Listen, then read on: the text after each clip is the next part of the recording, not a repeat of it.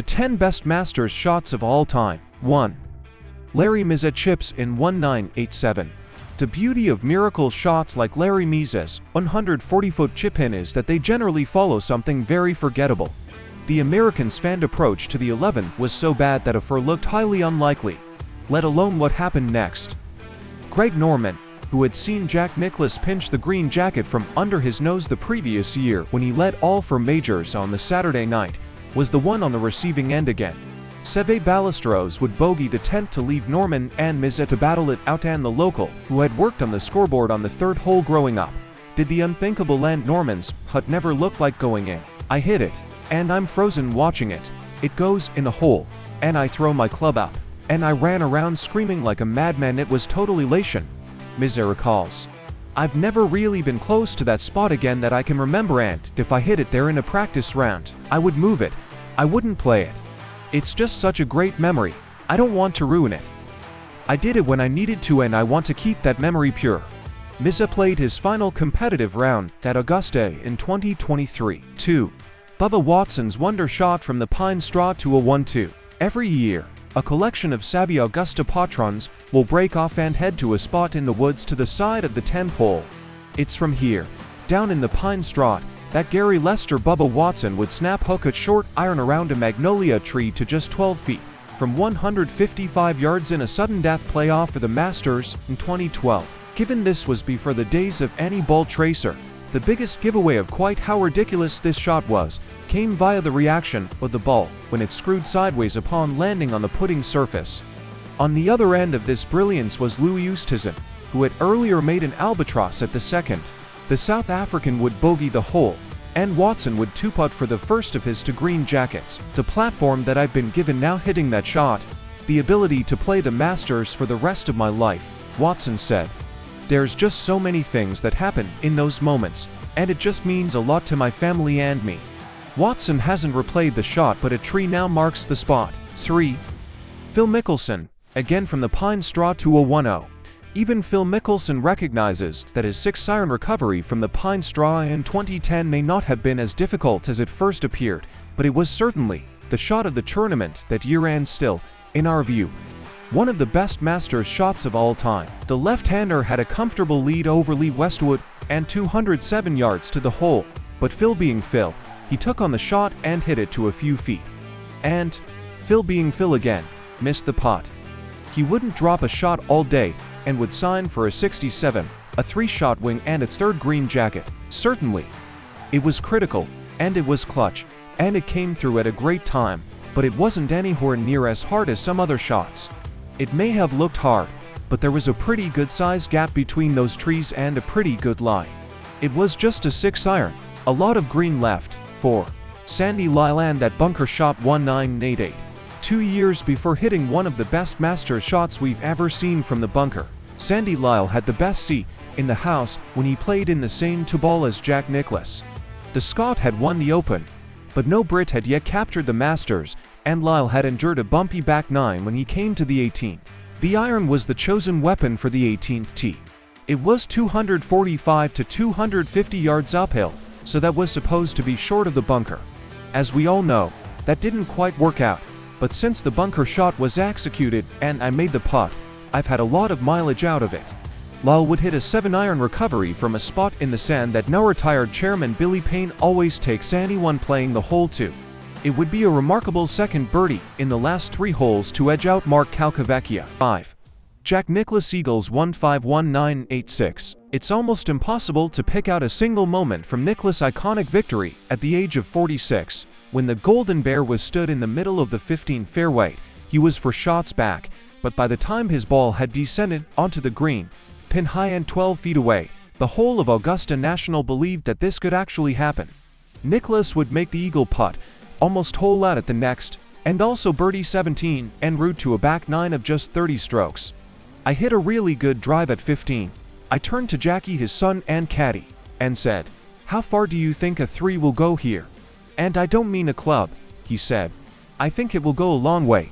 I hit a 4-iron and knocked it in 12 feet left of the hole. I made that putt. Seve would fat his approach to the same hole into the water.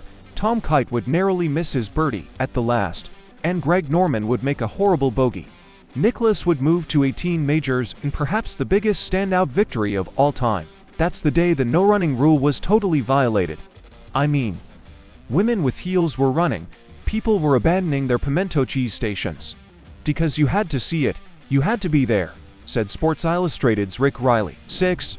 Nick Faldo's 2-iron to 13 1996. Nick Faldo's turnaround in 1996 was remarkable for many reasons. He would reeling Greg Norman from 6 shots back at a time when he was ranked 9th in the world. The Aussie was the clear number 1 come the 13th, but Faldo now led by 2 as he would deliberate for minutes over his approach to the par 5. Norman was in the pine straw and had punched out, while Faldo had found the fairway, albeit on a hanging lie.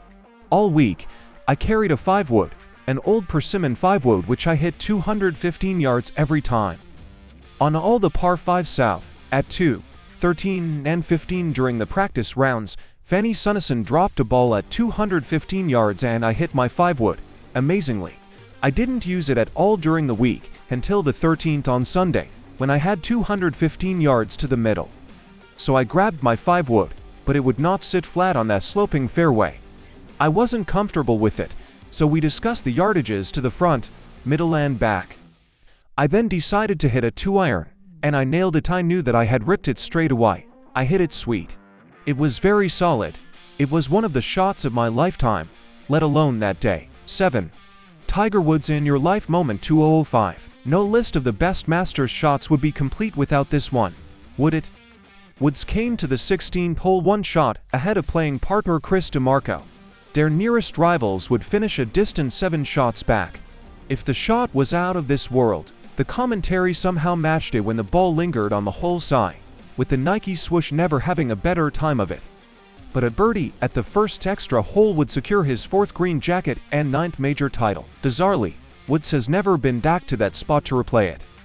They have since redesigned that hole, that green. So it's not how it used to be over there, he has said. 8.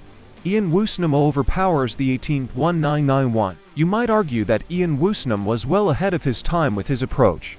If he got the chance to get the driver out, he hit it and hit it hard. At the Masters in 1991, the Welshman had seen his lead slip away on the back 9, but he came to the 18th level with Tom Watson and Jose Maria Olazabal. The Spaniard would double it, and Watson would find the trees off the tee, while Woosnam would take a different approach altogether. His tee shot was pummeled well over the famous fairway bunkers at 260 yards, with a steel-shafted persimmon driver to leave just an 8-iron in. Supposedly, he would pull a muscle in his forearm celebrating the winning putt. I was always taught to swing around my head. It was just sort of a turn and a turn. The stiller I kept my head, the better it was, he said. I can only explain it like tightening up a spring and releasing it. That's what I tried to do in my swing. I wanted to get the club to the top of the backswing, and if I put it in the right position, I could hit it as hard as I possibly could without hitting it too far offline. 9. Jack Nicklaus drains a monster at 16 1975. It's not often that you get the 3 greatest players all leading the way going into the final round at Augusta. Only the nearest of kin could have been watching the other 43, wrote Hubert Mizzle. In the lead was Tom Weiskopf, fresh from a morning 66 and 3 times a runner-up at Augusta, to be followed by Nicklaus, who had led by 5 at the halfway point. Then there was the prolific winner Johnny Miller, who many thought was the best in the world at the time. At the 16th, the Golden Bear would leave his 5-iron tee shot 40 feet shy, but then produce one of the best Masters shots of all time, and one of the tournament's most iconic moments by rolling it in. Playing partner Tom Watson would make a quadruple bogey 7.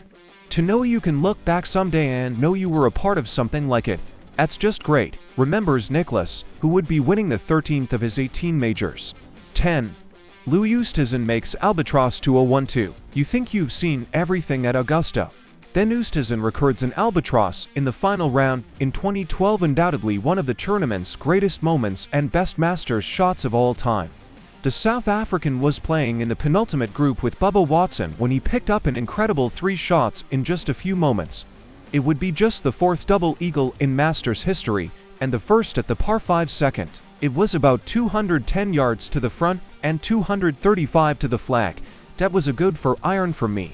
I needed to pitch it about 5-6 paces on the green, and I knew if I got it right, it's going to feed towards the hole. But I never thought it would go in, explains Ustazen. It was tough after that. When something like that happens early in your round, you think that's it. That was my first double eagle ever. It was tough for the next 5 holes to just get my head around it and play the course. Kian Watson would eventually go to a playoff where another piece of Masters magic would take place.